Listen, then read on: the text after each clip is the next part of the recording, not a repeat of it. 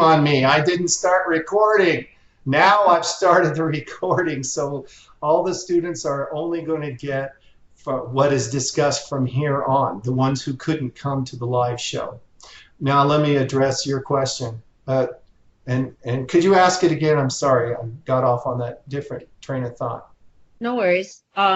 So are the live sessions, is it going to be like a structured where you lecture and show a PowerPoint, or is it more like, do we have questions about the reading and the material and the assignments?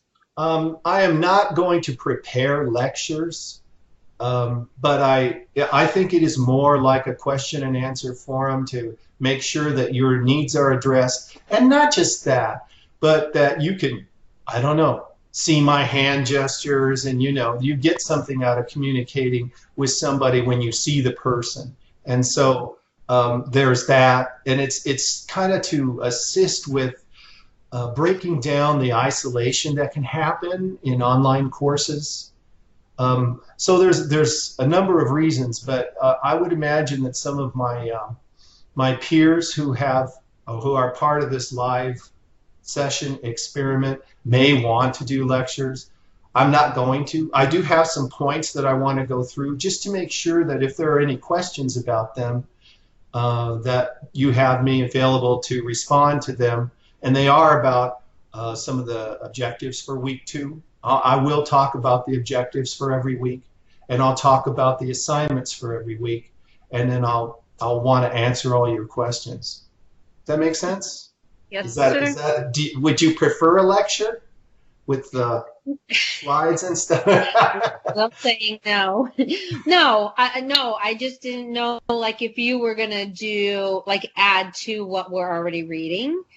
So that's why I was asking. Yeah. Because if you go to a classroom, a regular classroom, right, you sit through a lecture and then you have discussions with what you're lecturing, right? So I wasn't sure if that was like that, or like you said, the objectives, going over the objectives and seeing if we have questions about the assignments. Yes. Okay. Well, I'm certainly glad that you asked for clarification. As to participation credit for being at the live session, I am going to post a series of questions, and it'll be, if not directly what we talked about, it'll get close to it, so that you can, if you wish, respond to those questions and get half of the participation credit for the week accordingly. Okay. Any other pre-questions? I'm sorry. I really don't mean to be tubes here, but can you just repeat that again about the participation credit? Yes, sir. I'd be happy to, because I don't want there to be any misunderstanding. The way that this pilot program or pilot course is structured, we want to encourage students to join the live sessions. One of the ways that Dr. Duncan felt that could happen is if we give half the week's participation credit. It's incentivizing that. Yes. It's incentivizing attendance. Okay, I got you. So you answer the questions that I'm going to post, and I'll post them tomorrow. You answer those questions by Monday, and I will give you half, 2 out of the 4 participation points for week 2. Does that make sense? The last time you posted questions, just to let you know, it was a little confusing, because the way I read it was if you if you were not in the live participation in the live classroom, then you answered the questions. That's the way I read the instructions. I see. And those instructions were from Dr. Duncan, and that may be his intention. It's not going to be mine. Some people just can't, for whatever reason, their schedules won't allow them. That's why I've got to remember to record these from the get-go. They can't come, and so I want them to be able to get the same credit by watching this, and it'll be a YouTube video. Yes, sir.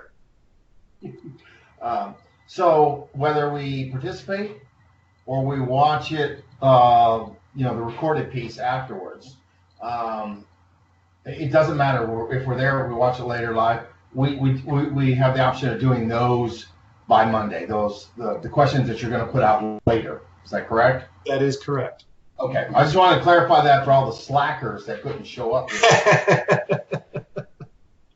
So if you watch the video, do you get half the credit as well, or do you only get it as one participation? You receive half the credit for watching or participating in the live session, either one, and answering the questions. So you must answer the questions to get the half credit. Okay. So just showing up's not good enough. Okay, got it. Great. Any other questions off the get-go? Okay, I'm going to move on to my notes about what I wanted to discuss, and I'm going to discuss a couple of things about the weekly objectives, the week 2 objectives. One of those is talking about organizational culture, which is fascinating stuff, and there have been some really good responses to the questions about that. And I wanted to especially talk about the meaning of diversity. And I wanted to ask you, as the participants in this, what do you think is meant by diversity as it relates to organizational culture? Anyone? I think that it means that we have, so there's 7 different types of cultures, right? You can have a culture that's within work, but then you also have a culture that it's at home, and also your ethnicity, the people you hang out with. So diversity to me means that you have different people from different backgrounds that are working together, and you need to respect all people's differences, right, and their beliefs. Nicely stated. What do you think, Cindy, about diversity? What's diversity to you? So I agree with Francine, but diversity to me is so we have an organization at our work called Diversity and Inclusion. So, and what it amounts to is you have different genders, different races, beliefs, religious beliefs. You want to have your organization that adheres to everyone's, or at least understands everyone's beliefs and respects everyone's beliefs and includes everyone regardless of their religious beliefs, their sexual orientation, their ethnicity, whatever. So I think diversity is having a large group of people from various backgrounds. Great, thank you. Nicole, I'd love to get your take on this. I completely agree with both of you ladies. And diversity to me, just to add on, is to kind of understand everybody's values as well as their backgrounds and what they kind of bring to the table, because everyone comes from different cultures, ethnicities, like everybody else was saying. So just to get an understanding of a little bit of everybody, because everybody brings different value to the table, I guess. Okay, thank you. Tammy, can we have your input regarding what you believe is diversity, or what makes up diversity? Diversity in my work culture right now tends to be we have one campus where we have clinical offices, nursing homes, mental health, and then we have all those people interchanged in there, including surgeons. We have high school educations all the way up through PhDs. What's really unique that we have started at the VA is things called soft skills, which most people have those, and then a thing called voices, where they bring in a diversity of people from different places in the campus, and you kind of sit in little things, you talk about yourselves, and it's really interesting. My biggest challenge in my work group is that we have 20-year-olds all the way up to 60-year-olds in a matter of 40 people. And they're how they approach their professionalism is very different, in trying to mold that together and still have respect. It's an interesting thing. It's not just the things that you see out on the global side. It's the stuff that's right next door. Great, thank you. Will, I'd like to get your take too on what you believe are elements of diversity. Elements of diversity. Well, I mean, I see diversity as not necessarily as a strength in and of itself. I see it as a potential strength because I think that the key thing in diversity is that you have an opportunity. You have an opportunity to get away from groupthink, and I think back to my experience, I've been in organizations where pretty much everybody's kind of the same, and they all kind of thought the same way, and it gets a little stagnant. So the diversity of thought is really the key thing for me. That seems to be the thing that provides the most synergy or the most energy for an organization. The other piece is it kind of dovetails into one of your questions is how do managers deal with it with the increasing diversity in the workplace, and for me, I look at it and say, we can't come up with enough policies and enough, rules. So I just kind of keep it simple. I just try to treat people like I'd like to be treated, and throw in a little empathy. I mean, that's kind of keep it simple, and I think people do all right. We don't have to agree with them. We don't have to, all think the same way at all. But we do have to treat people nicely, or kindly. So that's my thing. Well, thank you all, and I wouldn't take issue with anything that was said. I will add my own comments, just for the good of the order. Diversity is certainly a lot more than skin or gender, skin color or gender. We've heard things like worldview. I like the term voices. That's why I wrote it down. That's really interesting terminology. But you mentioned the key phrase, many of you did, and that is respect, or, just making sure that people understand that you see them as fellow travelers and fellow human beings, and that they're worthy of your time and attention as anyone would be who may be like somebody you know versus somebody you don't know. Having lived overseas, and Will, I think you've lived overseas a few places now and then, and others have as well.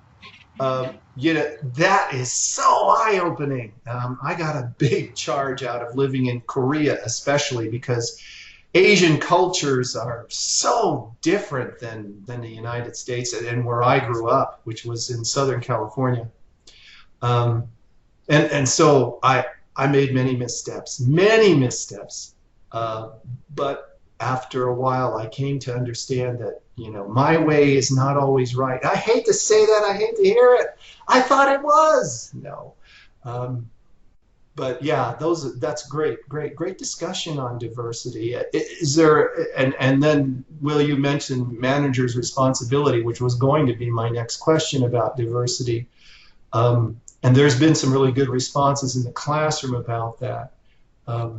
Some people think it's, being open-minded, and I would agree with that. Some people really think that a manager should delve into the cultures that are represented in her workplace and among her staff, and get to know people. Some say as much as possible. Whenever we talk about getting to know staff, I always think balance. Too much can be problematic. But as it comes to knowing someone's culture, say somebody from Somalia, I think I mentioned, or somebody from Sweden or wherever, people know if you are you're interested in them and you see them as a fellow human being, and I think they know it when you don't. So to me, that's a manager's responsibility, is to make sure that everyone understands that they are valued, to treat them with respect, and to give them awesome work responsibilities that they can discharge. Any other comments about diversity? Yeah, I have one. Honestly, if you get to learn other things about people, it's a great tool to use for like getting them to be productive. So if you can learn, and team member engagement as well. So if you can learn something about these people, a personal thing, which goes back to diversity, maybe it's their culture, and you can talk to them about different foods or different places being overseas, and the Asian culture, which I lived in too for a few years. It helps drive team member engagement. They see that you take ownership or interest in what they value. So sometimes it's drivers in their life, it's what they hold interest in. So you can get them engaged in their business because this is what they need to motivate themselves. Great, thank you for that. Let me throw another question out there that's peripheral to this, and that is organizational culture. Do you think that organizational culture is driven by management, top management, middle management, and their beliefs and practices? Or do you think that organizational culture is more organic, meaning arising from everyone who's a part of the organization? Your thoughts? I'd like to answer that. I think it's both. I'd like to answer that. I'd like to say that being that I played in the NFL, it was the diversity part for the NFL was having different guys from smaller colleges to Division I colleges and being able to respect the fact that they could play in the league. Being that you came from a smaller college didn't mean that you couldn't play in the league. You were probably better than a Division I player. When it came down to the management side of it, we ended up you have to put these pieces together. If you putting a slower safety on the right side, knowing that Julio Jones is going to be on the right side the whole time, you're not going to be successful on a Sunday when you need this coaching job, and they're depending on you to make it to these championships. So in the National Football League, it became a trend of knowing what you had to go up against every week. We have game plans. You have scouting boards where you knew this guy runs a 4.340. Then you can't put a guy here that runs a 4.6 to keep up with him. The coaches and the staff have to have you prepared to go up against a well-oiled machine like New England or back in the day Green Bay or Detroit. So that was one of the things that drove me to want to be in management and to be in the office part, to see how all of this keeps developing year after year to make profits. So that's where my answer comes in.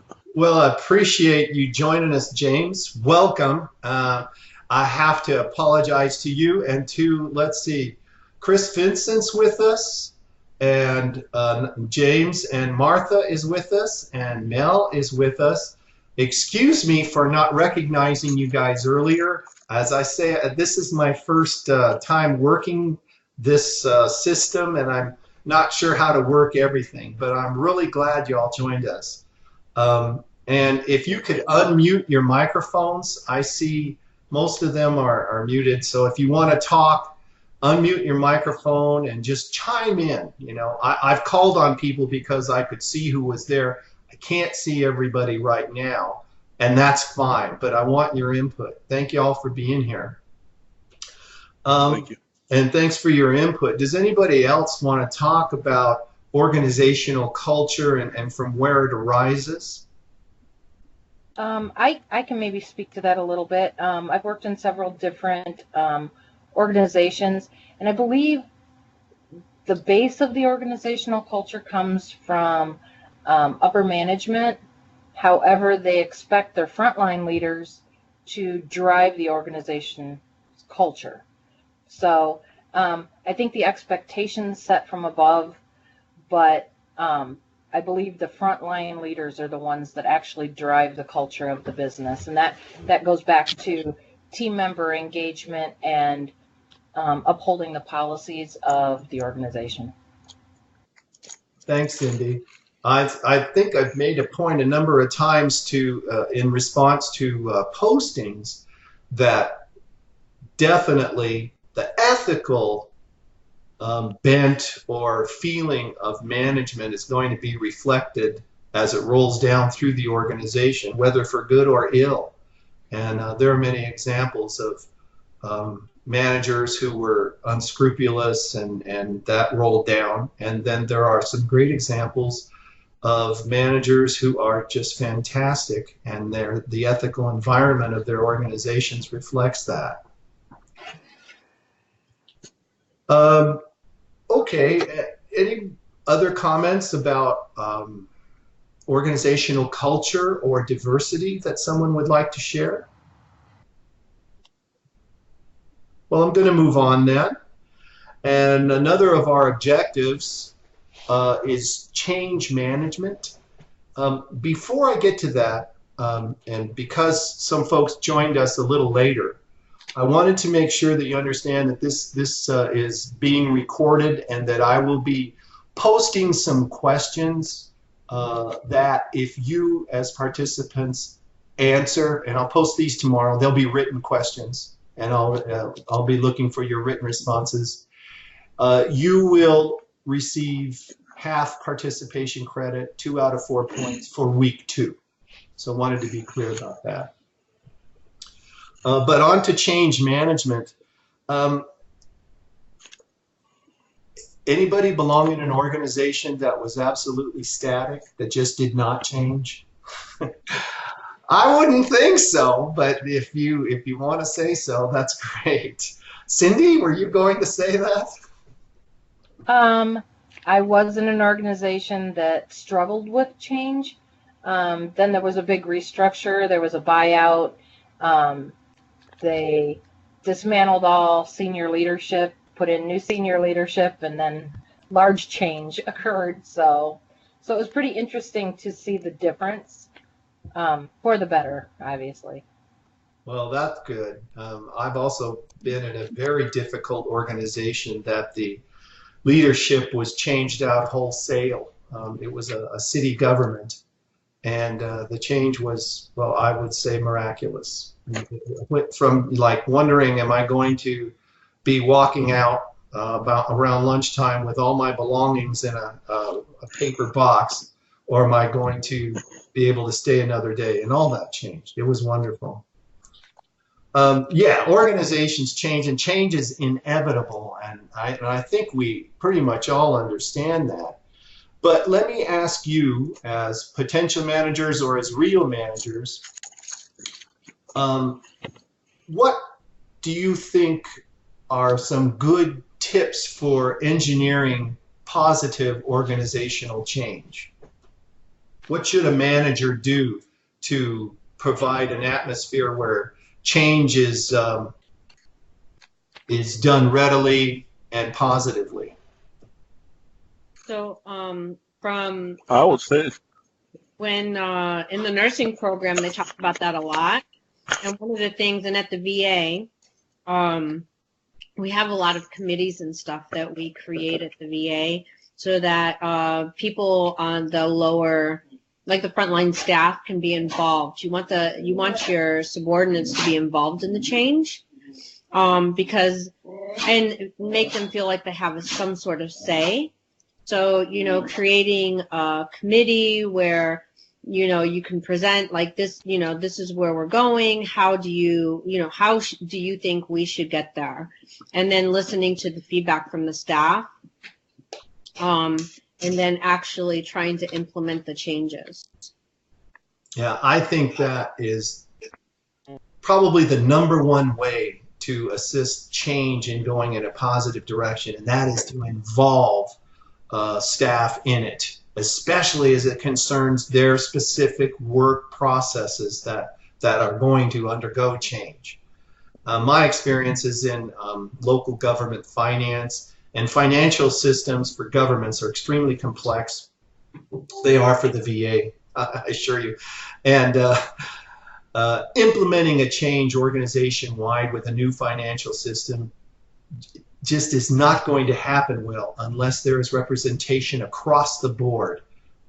So that is a very powerful means of getting that done, getting organizational change in place in a good way. Any other tips? I'm a very big advocate of roundtable discussions with team members, where that you can pull them into a structured forum where the leader lets them have a voice but still has kind of control over the discussion, gives them the opportunity to speak, get their concerns out, because typically with change there's a lot of apprehension when change happens, and you know, your employees just maybe are uncomfortable. So it gives them a forum to speak with other their peers with them. So that's great. And you know what? Something like that stops in its tracks. I down. Rumor control, and grapevine, not rumor control, but an unproductive grapevine where rumors run rampant without ever being addressed. You get people and they meet regularly and they talk about those rumors, and that just dispels them. They have no power anymore. So yeah, that's great. Other tips? I think most importantly is be really open-minded, especially when it comes to the old bank that I used to work for. They got bought out back in, I think it was like 2006. And so transitioning from a bank to another bank, it's really hard to do so because you have a lot of different policies and procedures and regulations that are different, especially if it's from a different state. So I think you have to be really open-minded to that change because it's either for the better or for the worse, you know? Yeah, But I can see that. Yeah. Are you working for Wells Fargo now? Do I recall that from your bio? No, so I used to work, that's where I started with at Wells Fargo, but I used to work at Amegy Bank, which we got bought out by Zions Corp. So I don't work there anymore. I opened my own e-commerce store. Oh, yes. Oh, yes. Thank you for reminding me. That's right. You gave me that link. That was cool. Yes. But yeah, I used to work for Amegy Bank. We're not really huge in Texas, more down in Houston than anything, but we are affiliated with Zions. Thank you very much, Nicole. Other tips regarding change? Martha, are you there? Can you talk? You can unmute your microphone if you have the ability to contribute.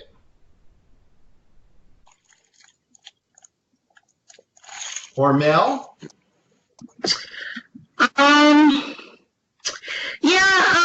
just dealt with change because the company I work for is Morrison Healthcare. Yeah. I worked for the state before in their kitchen part as a supervisor. So when they brought out the kitchen, it was more so trying to process between the two, because finding a common ground, like it's been stated before, is always a process that's good. So what the upper management did was sit down and figure out a contract so that we didn't overstep our other employees, but at the same purpose, we had to get rid of the ones. So when you talk about diversity, that was one of our problems, because most of our accounts were with older patrons that had been there 20 and 30 years. So trying to go between the younger and the older was kind of hard, so we had to get a meeting to agree. The older ones didn't want to agree with the younger ones because they felt like they were coming in and just changing everything, not making it for the better. But the approach that I took, because they just sent me to an account last week to try to help turn their numbers over. So most of them were the older crowd. So when I came in, I didn't come in as far as you're going to do this, you're going to do that. I kind of sat back and watched and gave them little tidbits to show them that it could be better. Then as I did that, then they started to honestly basically trust me, which was gaining trust with them, is how I am changing them. So their numbers have went up dramatically. So I think that when you're incorporating change, you shouldn't use so much force of aggressiveness. You should just try to ease it in there and then give them positive feedback. Like every day I have a 5-minute meeting with them and I try to explain to them that they're doing good work, they're changing well, that we can do this a little better, a little that, and then they like that because they think that we're listening to them, like y'all have stated, just letting them feel like they're interacting when even if they're not making a big decision, make a big part of good change. Yeah, thank you for your comment. And you mentioned, you get a lollipop. Here it is. Not really, but you mentioned one of my favorite management words, and that is trust. Change management goes along a lot better when there's an atmosphere of mutual trust up and down the chain. So that's really good points there about not coming in too hard, but making sure that you're supportive and having a positive view. Chris, have you had experience in implementing changes? Can you add to the discussion? Are you there, Chris? Can you? Yeah, you're there, and your microphone is unmuted.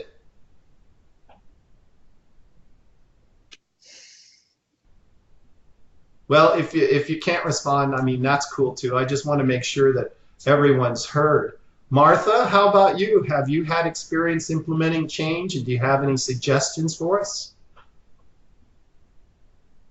Martha, your microphone looks like it is muted.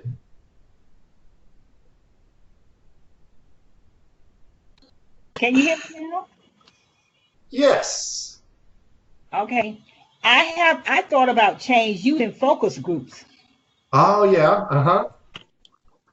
What we did, we used focus groups. We called different people in, like a small group from every team, and they would discuss what they implement the changes, and those focus groups came back to the other team members and explained and took like surveys of what everybody wanted to do and how they wanted to do it. And that worked real well for us. Yes, focus groups are a wonderful way to implement changes. The way that focus group participants are chosen can either help that a lot or maybe make it not so effective. Can you talk about how those participants in the focus groups were chosen? Well, what they did, they chose the ones that sort of excel in the team to be on the group. Or they had what are called mentors, and they chose them to go to the focus group. And then they would come back and discuss what's going on and how the changes were implemented. Then they would get our feedback and take back to the next focus group. That's what he did. That's great. Thank you for your input. Well, if as part of the discussion, you can hear that there's an underlying theme in implementing change, and that is positivity. Another one of my favorite management words, and I'm going to give myself a lollipop after we're done. Positive. If you're positive, especially management team, if management is positive and approaches change with a can-do attitude, make sure that participation is there. And it doesn't hurt to have what we used to call in total quality management cheerleaders. If you've got some folks who are really enthusiastic about change, and that would be me, I've been a cheerleader more than once for different changes, that really helps to spread the word in a positive way. People see the change as, it maybe they do have some apprehension about it, but they can see that it can be done, that obstacles can be overcome, and that in the end they hope the organization is better off. Sometimes organizations must change in a way that's very difficult by laying off staff. If you look at Sears, for instance, they have stories in the news a lot about closing stores and stuff like that. That kind of retrenchment, or what's that right term? I'm sorry, I can't think of the term, but basically it's cutting the organization in order to remain afloat. Cutback management, that's what I was thinking of, cutback management. That is hard to keep positive. But the same types of techniques will help. The focus groups, the roundtable discussions, getting input from lower levels and all levels across the organization. That will, it's going to be painful no matter what, but it will help to keep as much positivity in the process as is possible. Any other points or issues or discussion about change management? Okay, well, those are the points in our weekly weekly priorities that I wanted to talk about this evening. Were there other questions that anyone had about the assignments or the course in general? I have a question about this, the PowerPoint Yes, sir. presentation. Yes, sir. I know we're using a template. And usually up in the header and the footer area, you have like such and such for my company. We're not able to change that. That doesn't go with APA format. I mean, I just wanted to make sure that there are no points taken off, because I've tried to change that the header and the footer for 3 days and I haven't been able to. Is this James? Yes. Yes. Well, I tell you, James, I had another student ask me about that very thing. And, I've been around Microsoft products for a long time. So I said, yeah, I'll check it out and I'll get you a solution. So I went in there and clicked around and says, oh, yeah, header and footer. There we go. I'll just put this here, do that there, and change it. And it would not change. So I went to the Microsoft website and tried it. And I couldn't get anybody to understand exactly what I was faced with this template that is the week 2 assignment. Mm-hmm. So I hate to do it, but I gave up. Because life is short, right? Anyway, right. I think it's a challenge. That is a problem, and I guarantee you, I will not deduct points because the header and the footer don't reflect what your assignment is talking about. Okay. I will take that as a challenge to see if I can figure it out. If 20 years in the Army, as a staff officer in the Army, that's all I seem to know is PowerPoint. Good luck. So. Yeah, well, you go for it, Will, and if you find a solution, I want you to come back next week and show us. I'll try. I'll let you on as the administrator, and you can. I'll give it an A. Because it drove me nuts. Any other assignment? Figure it out, I'll give him an A. Yeah. Okay. Are you guys talking about the really the very top where it says strategic analysis and recommendation for, and then the parentheses? My company. So it actually, I just did it right now as I'm talking to you guys. It actually below on the slide, it gives you a little instruction, and it says view. Go to hit view tab, slide master, and then select the strategic analysis, and you can change it. I tried that and it still wouldn't change, even when I went to the master note in my thing as an instruction, and it would not let me change and put my name there or anything. Are you guys on the let's see, hold on, view and then slide master? Oh, that's weird, because mine worked. Now, did you select the first slide on the left tab or a left hand side where it gives you all the slides? I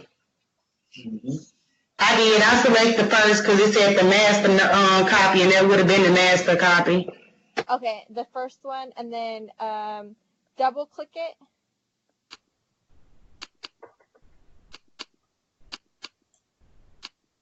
Because right after you hit view slide master, and make sure you're on that first slide with all the slides showing.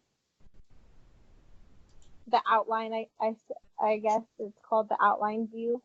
And then that first slide, you should be able to change it. See if that works. Well, I'm bringing mine up now. And, well, let me get back to my Skype thing because I think I can share my desktop. Let me try that. This may be of interest. Okay, Ron, share your desktop.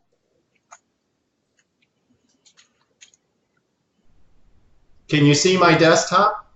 Not yet. No. Not, yeah, well, now it's starting. It's loading.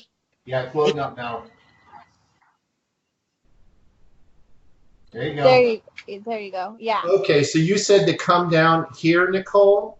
Go ahead, up top. Go ahead and hit view. Yeah, that view tab. And then you want to hit slide master. Slide master. Yep. Mhm. And then on the first tab, you're on the first tab. Okay, perfect. Or first slide. I apologize. And then try hitting the strategic analysis on your. Yep. See if that'll Change it work. out there. Not selectable. If But- not, Well, one of the things that may impact is I'm using Google Chrome. Oh, you're not in PowerPoint. Okay. Well, I am in PowerPoint, but it's using through Google Chrome. Yeah, that's not gonna work. That's Yeah. what I use. You gotta use PowerPoint. you're Well- gonna actually have to go to the PowerPoint, I believe. Yeah, that's what I was about to say because I was in the actual PowerPoint on my desktop trying to do it, and I couldn't get it to go neither. Well, this is aggravating. I'm Can you- going to stop can you- sharing my desktop.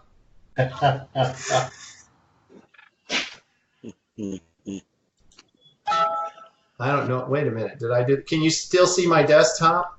Yeah. Yes. Oh, well. Yes. I'm just We're going to looking at leave it. it there for now. Like I said, life is short. And if I'm sorry, I couldn't figure it out. I'm going to try it using Windows 10 Edge as a browser. Maybe I'll use Firefox, Mozilla, and see if that will help. But I guarantee you nobody will be graded down because the header and the footer on the slide templates are very difficult to get to edit. So no worries. Thank Okay. you. Oh, Go on. I'm sorry. My first slide actually looks really different from your guys's. So, I don't know what's going on, but Mine works. I don't know. Mine works too. Yeah, I just did it in PowerPoint. It works fine, just the way she described it. The problem is you cannot be inside of Chrome. You have to open up PowerPoint, and we get PowerPoint with the Office 365. You're just not going to be able to do it in a PowerPoint reader, which is really all the thing is. Oh, okay. Well, I'm going to give that a shot then. Just used I've got an Office 2010, and it worked fine. And I just tried it in 2010 and in the one that they gave us 2016, and it worked fine. Okay, great, great. I have an Apple computer and it doesn't work. Oh. So with Apple, I had the same I mean, I have an Apple too. I have a MacBook. I don't know if I had to re-download all of my Microsoft stuff because it wasn't working before. So if you are having issues, I don't know what's going on. Maybe you could exit and then start it up again, that PowerPoint.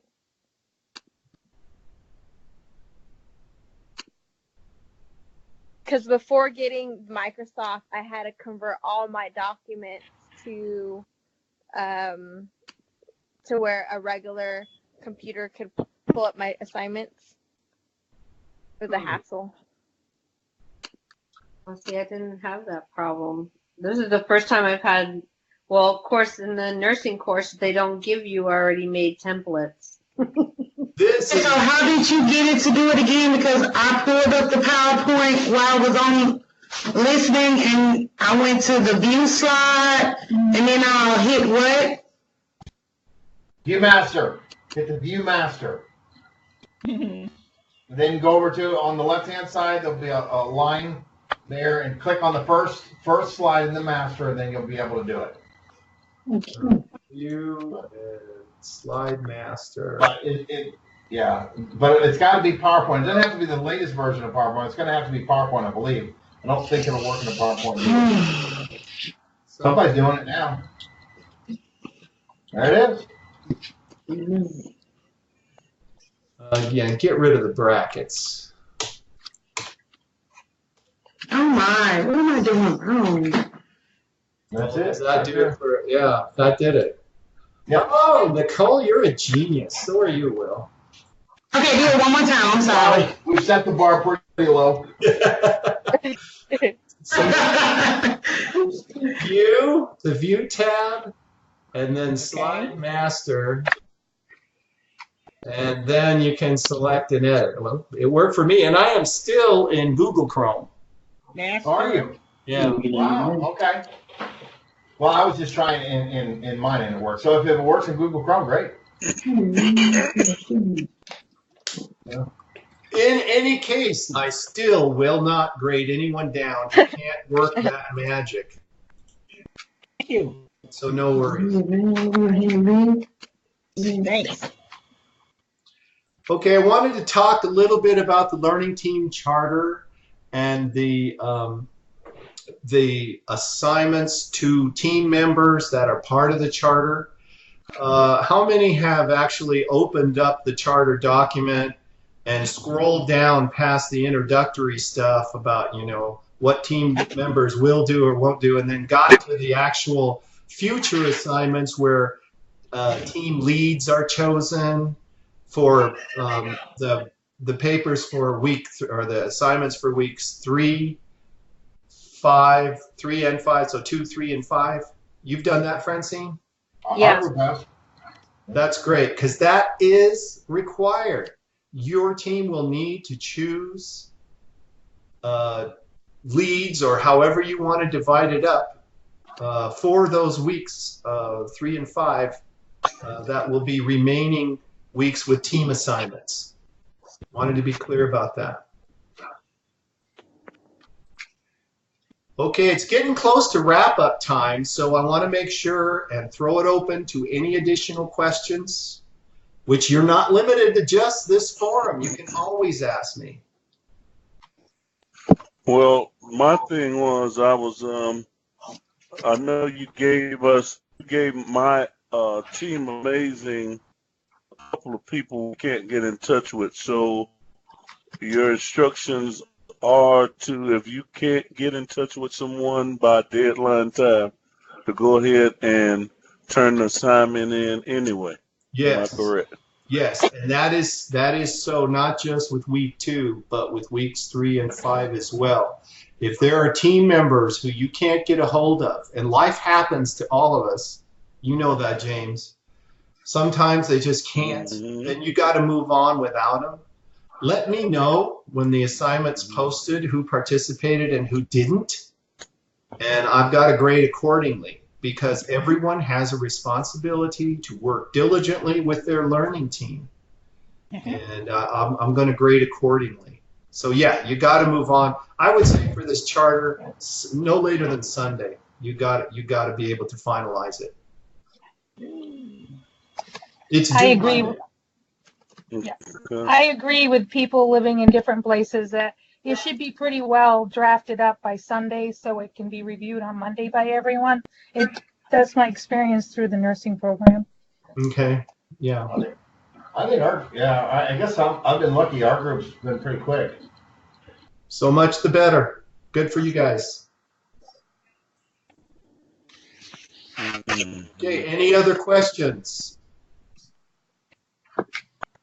When it comes to citations, do you, because we've been through the nursing program, they had some limitations on where you could get them, like on the internet and websites and stuff. So I just want to make sure, I know some are right off the board that you can't use them, and I didn't know if you had any. Well, I'm reluctant to authorize WikiLeaks because it can be changed by anyone. So that's kind of a rough source. But having said that, there's some great stuff on WikiLeaks, not WikiLeaks, excuse me. Wikipedia. I'm a news junkie, and they're in the news a lot. I know. Yeah, Wikipedia is a less than reliable source. If you're going to quote something on Wikipedia, you really have to make sure it's solid. But I don't limit sources and citations from those sources to just like the UOP library. There are too many other databases out there that are just fine. So no, I'm not restricting, except if you're going to use Wikipedia, you got to make sure it's solid.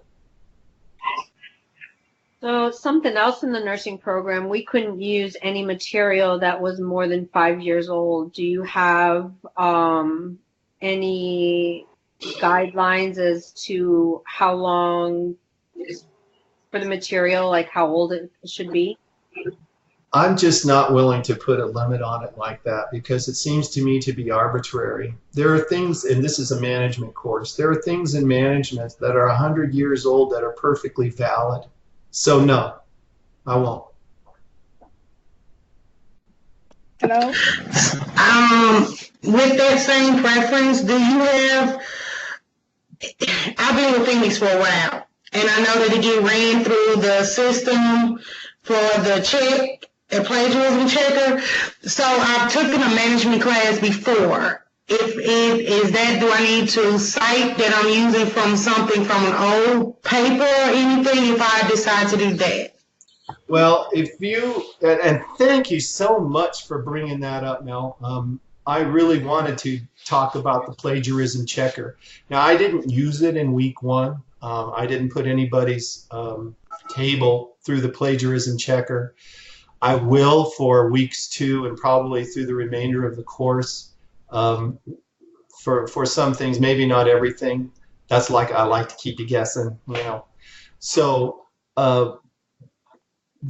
if you run your paper through, you know, you're going to use different sources, and that's fine. You have to use different sources to bolster the points you make in your papers or your presentations. And if you properly cite them, and it goes through the plagiarism checker, and let's say 30% is from non-original content, that is pretty high. 20 to 30% is questionable. Under 20%, I probably would tell you what the percentage is, but say it's all right. Less than 10%, I think you're good. But make sure that all your non-original sources are appropriately credited. And then watch that 30% threshold, because you can submit them yourself, right? Yes. You just go to the library and tab, and in the right corner it'll have where you can click plagiarism checker or the citation generator. And like I said, I've been using it for a long time, so about 5 years now. So it has always been pretty accurate with my plagiarism. So that's why I asked the question, because I know by me being in the undergraduate program with Phoenix, some of my old papers, like I took a class about a week ago, what we were going over, the leadership class I was taking, was some of the things I went over when I took a class in undergraduate. So the professor there told us we couldn't use anything we had used before.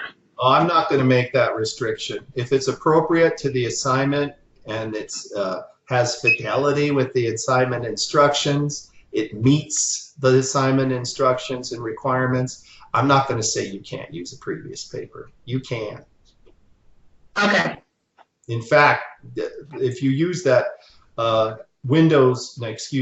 Word, MS Word 2007 version and better, and the automatic citation generator through the references tab, it's going to keep a little database of those for you. And as applicable, if you need to use them in this class, that's just fine. Okay.